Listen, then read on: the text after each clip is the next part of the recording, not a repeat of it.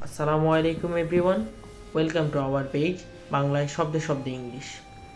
আজকে আমরা আলোচনা করব মরবিডিটি নিয়ে। What is the synonym of morbidity?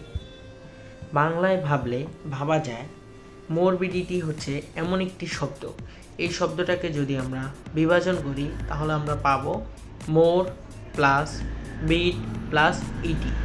এখানে মর শব্দটির অর্থ হচ্ছে মরার মতো অবস্থা, যার দ্বারা আমরা বুঝতে পারি মরবিডিটি শব্দটির অর্থ হচ্ছে অসুস্থতা অথবা রোগ,